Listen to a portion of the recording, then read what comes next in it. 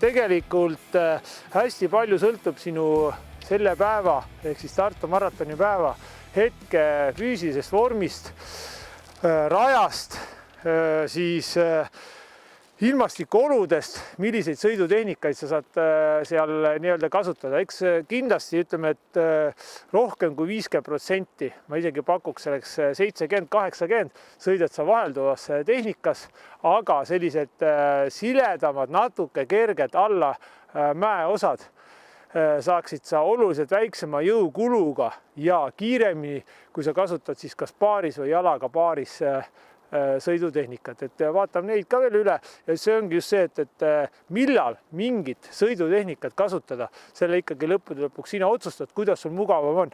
Et mina võin sulle küll siin öelda, et näiteks pane sileda maa peal, tee paaris tõukeid ja võta üks jalg ka appi, aga kui sa tunned ennast siiski mugavamalt, et sa lihtsalt sõidad vahelduvalt, siis sõidagi, et tähtis on lihtsalt see, et sul oleks endal mugav suusatada.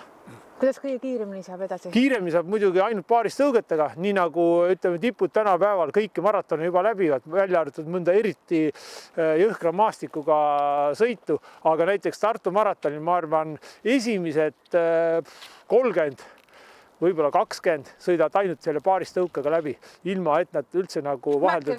Ja kõik mäed sõidetakse. Mäkke ka, paaris tõukega. Mäkke ka, Grete, jah. Suusatamine on läinud väga atleetlikuks paraku. Aga kiiremini saab. See on kõige kiirem sõiduviis. Ei, kui mäkke ei saa. Mäkke võib-olla sa isegi saad mingi osa vahelduvaga kiiremini, aga pärast kõik see, mis tuleb seal mäge, allamäge, sile, see paaris tõuge on kõige kiirem sõiduviis üldse.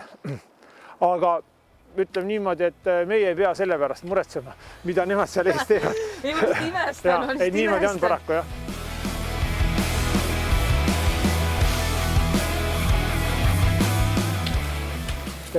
Ja tõuge on ikkagi täis talla pealt. Ja lühikese sammuga, mida järsemaks läheb tõusunurk, seda lühemaks läheb samm. Ja niimoodi muudkui läheb. Ja vot nüüd hakkab juba libisemist ka tulema. Vot. Et nüüd sa enam ainult ei astu pika väljaastega, vaid natukene lükkad ka juba.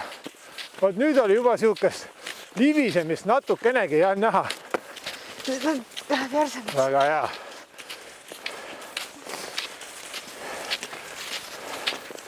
Nii, ühe korra teeme veel ja siis on kõik.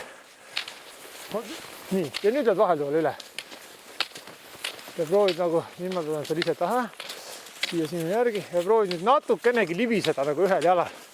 Vot niimoodi, just. Pane nii palju sellist stiili tehnikat, nagu sa suudad. Ja. Hop, hop, hop, hop. Ja. Natukenegi üritad libiseda ka.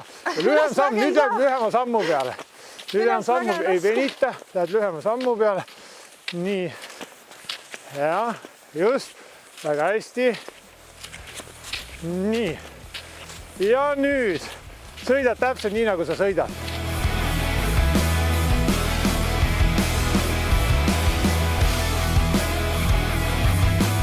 Mis puudutab nii-öelda siis klassikalise tehnika erinevaid sõiduviise, need tulevad sul juba täiesti, ütleme, siukse alles alustava harrastussuusataja kohta kõvasti üle keskmiselt välja ja ütleme niimoodi, et neid pigem saab alati natuke lihvida, mida me praegu ka siin tegime, anname sulle mingeid märksõnu, mida sa saad ise harjutada, aga ütleme, et loota sellele, et esimene aasta sa sõidad tõusust üles nagu Raul Olle? Ei, pigem nagu Johaug või Charlotte Kalla, seda ei olegi nagu mõtet unistada.